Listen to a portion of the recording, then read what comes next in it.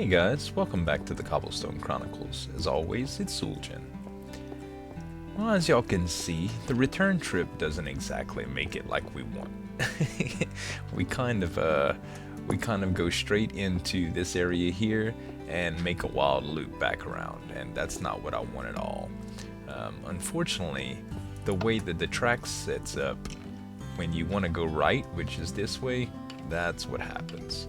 So the only thing I can think of to make this truly work is to cross up the tracks here, but I really didn't want to go that route. So I don't know exactly what I'm going to do yet, you guys, about this. If y'all have any simple suggestions, let me know. Basically, I just need this track to reset to its position after I flip the lever and head down that way. That way when I come back, it's perfect. And I can't really do that with the lever set up the way it is. So I really don't know. I really don't need all this many tracks as well, so I guess I can always eliminate the fact that the third track goes out. What I did do is I had to link each of these switches to a reverse mechanism, to where last time there was only 2 movements that you saw, and now there's 3. So there's 2 on the left side over here, and there's 1 right here when I flip. And the same is true for this lever when I flip it here. So if you guys can think of a better setup, please feel free to let me know. I would love to hear your opinion. And now I promised you guys a tour, so we'll start at the base and we'll meet you there. Sit tight. Alright, you guys, for those of you that have recently subscribed, I'm sure you've seen this. This was the result of Operation Cleanup, and that is the tower that I extended after I cleared out the mountain. This was our little storage space, and here we have Zueljin's Manor. This is my main base, home, and storage area, all rolled into one. I just made a simple courtyard here with entrances to both of my house, and apparently the lighting issues are still not completely fixed, so excuse me. But this is my main courtyard. Right here we roll straight into my kitchen area that I made along with my den. Just some basic drawers and stove, refrigerator, sink, dishwasher, and a little den area that I made with some little floor tiling and a table and chair area. This was a pretty neat design. I had a lot of fun with this. I am going to be linking episodes through annotations throughout the episode, so when you guys see something, if you want to see how I built it, just tune into that episode and you'll be able to watch me do it. This is the little fireplace that I made, and the little bedroom and kitchen area. Bedroom and bathroom area, which the bathroom kind of stinks now that I think about it. I got the sink pretty good. I like the way the sink came out, and the bedroom's a little dry, but hey, it works. It functions, and I like it. Here we go into my first redstone project ever, actually, my automated redstone wheat farm. And pretty simple deal, guys. When you have the wheat right here, which I recently harvested and replanted, but you basically have a piston function right here that lets the water down so that it feeds it directly into the stream, and all these pistons let water go and it unfloods it, which I'll demonstrate for you right now. Basically, you get all of the harvest, do the lever, and everything's in the middle stream, and it just feeds it. So it's a pretty good little design. I enjoyed it. It fed me a lot of bread when I was first starting out, which before I got watermelon, which actually took me a while, was the main source of food. From here, we look out over the channel and the Cobbleton town area.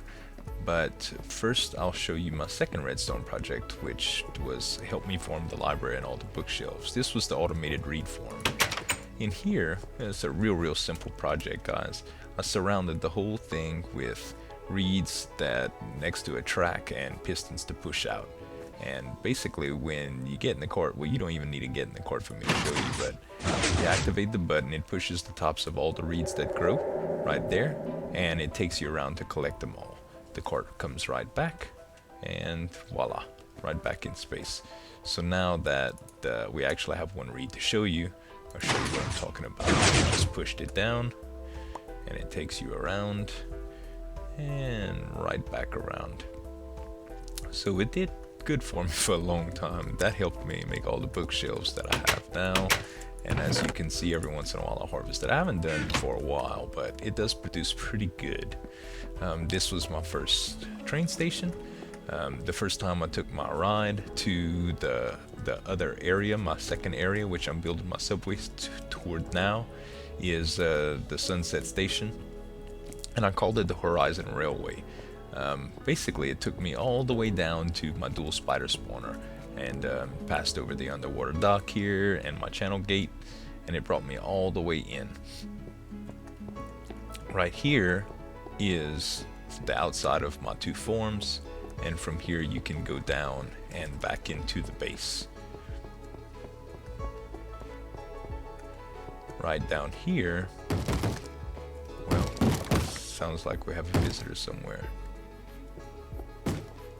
Where's he coming from?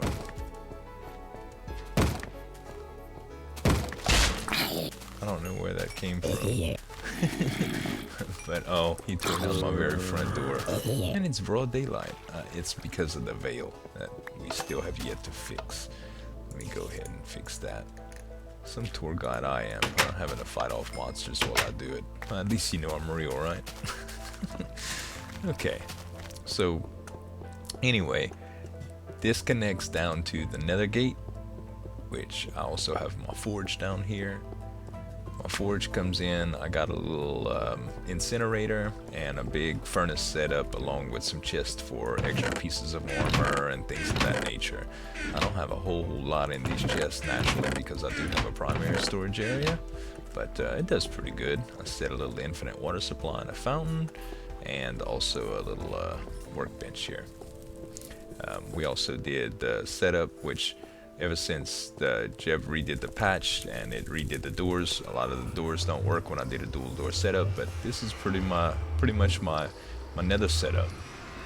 I didn't do a whole lot in the nether yet except for resource gathering, like glowstone and stuff, but there's a little area that I made here, that my soul sand form, and also my nether brick form that went around to. There's a couple areas with blaze spawners that I haven't really worked yet, just enough to get some blaze rods, and you can see where I was just scaffolding around trying to get glowstone for the various lighting that I needed in the regular world. So enough of the nether for now. Right back into the base, our main storage area. Oop, wrong door. Our main storage area here is pretty much, let's make a little boat and I'll show you guys how it's supposed to work. They undid the collision boxes on the ladder, so it doesn't work like it used to anymore, but this lever pretty much, oh man, look what I did. I put a boat right into the wall there and broke it. Let's do another one.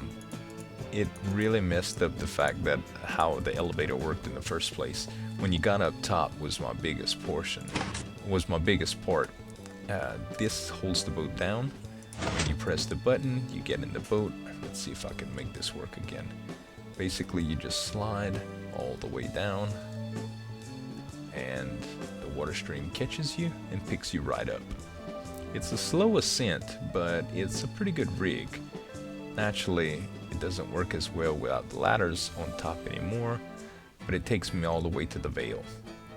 And the veil in episode 22 was pretty much designed to protect me from the snow that was falling, which was the whole reason that we did Operation Cleanup. I haven't had a chance to redesign the veil into a lookout yet, but that's going to be what happens as soon as I clear out all of the snow. As you can tell, I got quite a bit of work to do, so not short of any work here. Don't have anything but an infinite water spring up here and just my central elevator, so I'll go ahead and take my elevator back down, and it just goes right back down to the bottom. We press the lever just to make sure that the boat doesn't go up without you, and that's pretty much it. Alright guys, now we're on to some of my more interesting projects. This was my original library area, which now is hollowed out because we redid the library on the outside. And this is just some under construction area that fell out from the back when I was doing my quarry. This was originally my quarry, which turned into the underground jungle. Basically an area with mushrooms and a lot of wildlife. This was before the jungle biomes came out, and this was kind of inspired by Terraria. Terraria was had some cool areas like this underground, and I thought I would make one. Really isn't safe in there, the lighting isn't too perfect, but it was made to be almost like a garden room so that you could still see through, and I did a lot of adding all sorts of things just to make this real jungly. So this was a neat project. I haven't connected it yet. I want to do the subway extension down here as well.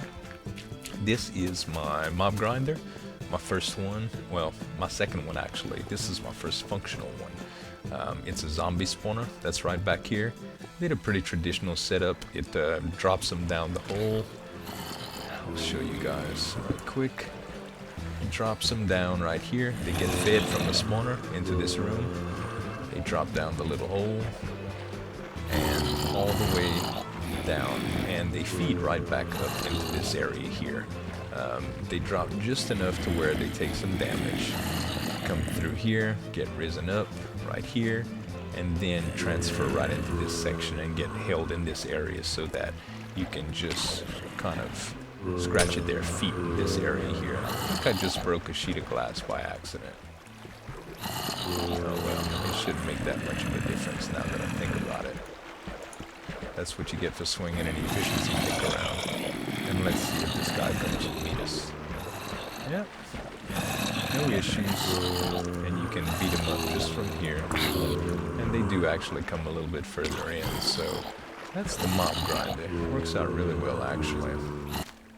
From the mob grinder, guys, if you go right down the hall, just around the bend, as you continue to see the beautiful scenery, right up here is my underwater dock.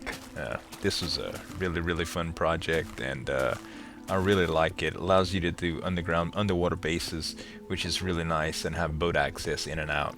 This is pretty much the inlet, and this is pretty much the outlet. The outlet's real simple to use. Kick your boat out into the falls, and just ascend slowly, and boom, you're right into the channel. Easy access to go out, to go back in as well. Simply go right into the stream, turn right, let yourself go, and it brings you straight on to the dock. All you gotta do is press forward, and you're ready to sail out once again. Let's just do that one more time so I can show you the rest of the actual base from boat.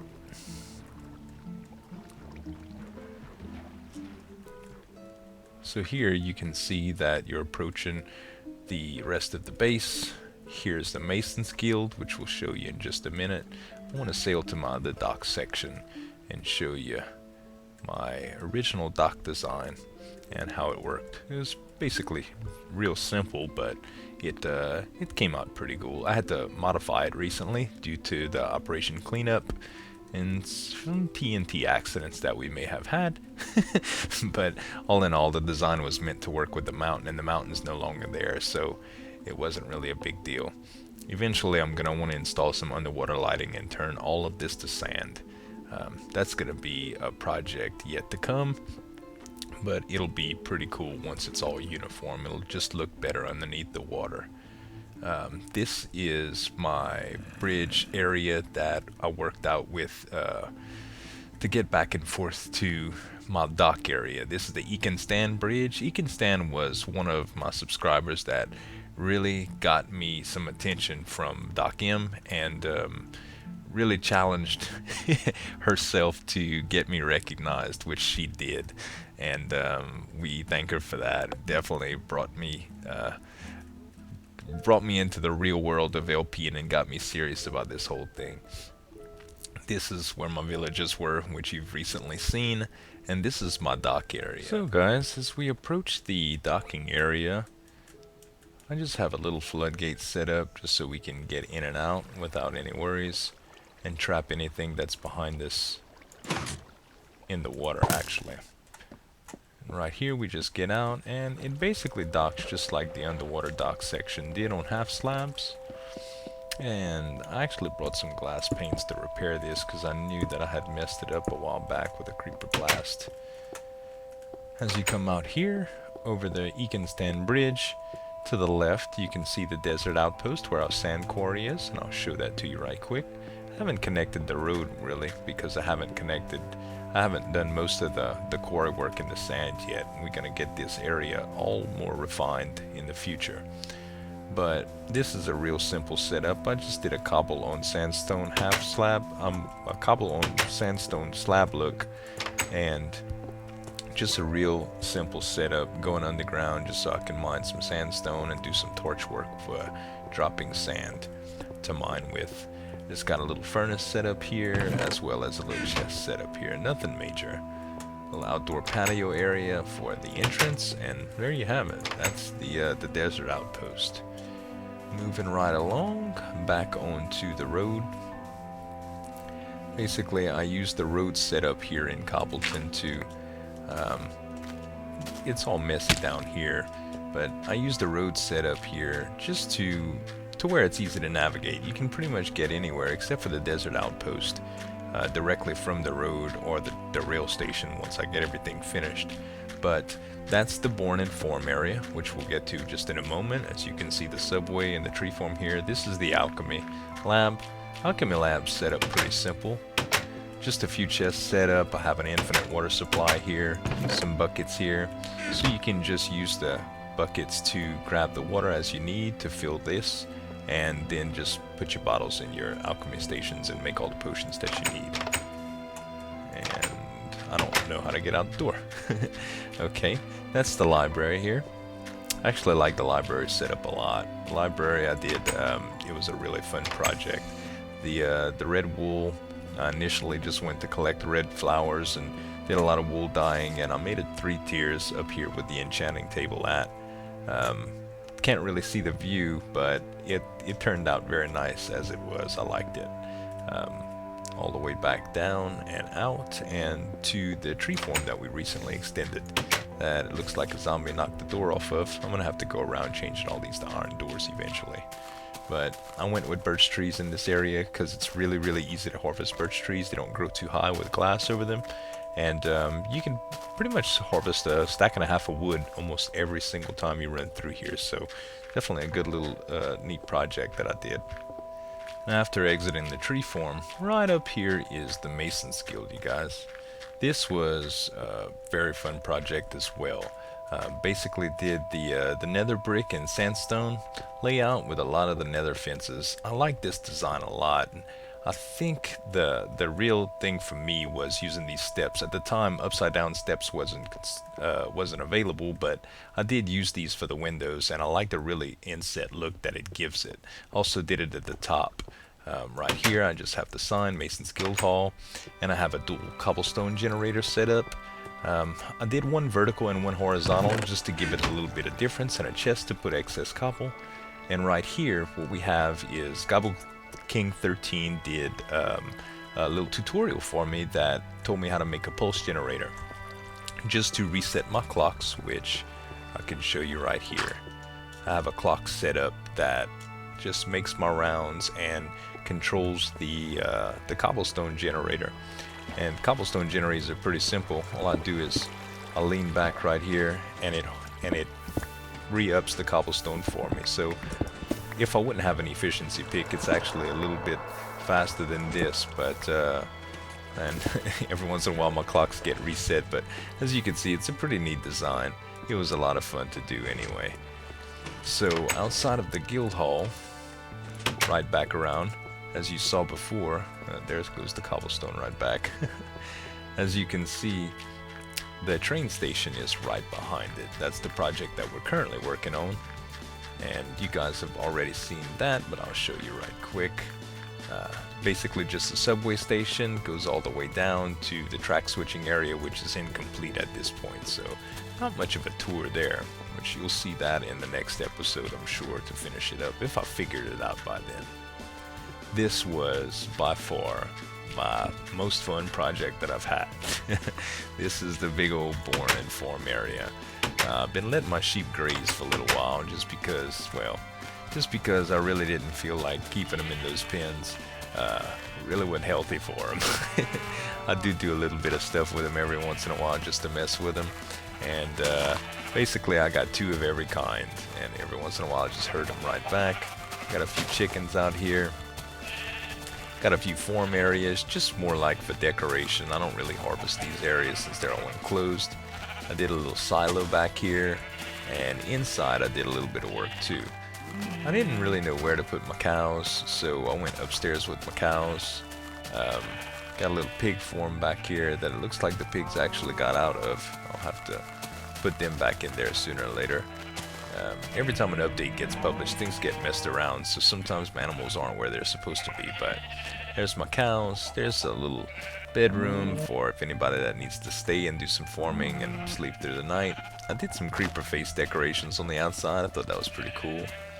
And right up here, if they're still all working, I got a little egg farm. And it looks like a couple of my chickens got out on these levels, but really effective setup here. It took me a little while to master, but did a lot of glass work here, and basically these guys just stay floating and produce eggs. Not the most humane type setup, but it works out pretty well. Looks like I had a zombie attack here as well. Man, I tell you, these mobs on Horde are something else. But that's it for the Bourne area. I have 2 places left to show you, and one is going to be the spider spawner, and the other one is going to be the jungle temple. So I'm going to make it out there, you guys, and I'll see you in just a bit. Alright guys, we're leaving our old rail station here. This was the original rail station, which we'll be tearing down this sooner or later when we get the subway set up. But this is going to take me all the way to the dual spider spawner. This was my first rail track that I built. What I did basically is I was exploring out one day, and when I found my first abandoned mine shaft, I stuck around there, found a couple of spider spawners. Didn't really know how to trap real well at the time because I hadn't played since like 1.6. And it was already, you know, Minecraft was released. This was right around Minecon's time when I started playing again. So as you can see, I really didn't have the, oh look, this sheep all messed me up now. I really didn't have the know-how to do the spider spawner the way I wanted to. So I'm going to redo that, and that's what I was talking about. I have a dual spider spawn set up, one right next to the other, that I'll be experimenting with some trapping ideas, and probably going to use a tutorial actually, because I want to do it really good this time and get something really efficient. And right as we pull in here, here's where the subway station meets, and this is where the track meets up all the way down here. The last location is the jungle temple setup, which if we go right back to the start, I'll show you where that is as well. Sit tight, we'll be right back. Alright guys, and as y'all can see, this is the jungle temple area. This was when jungles first were released, and I decided to do like a temple run project. Project came out pretty good. It was kind of rough. Didn't get exactly the kind of the kind of deal that I wanted, but I'd set up a temporary base on this island here and brought my rail track all the way down to bases where you could see, which I've already eliminated most of it, but this was the jungle temple that I had set up. Really fun project as well. It took me a long time to build. It was really painstaking to do it, but used a lot of jungle wood and made a temple run track that you can see in the episode that's linked in the annotation on screen. Well, guys, that is gonna wrap it up for this episode. It was a little off key, so I'm sorry if it was a little disorganized, but all in all, I wanted you guys to just get a feel for where things were at. That way when you download the world, you kind of know where you're going, you kind of know what you're looking at, and you kind of know what I've built in the past. So as always, thank y'all so much for watching, guys. This is Zueljin signing off, and have a good day.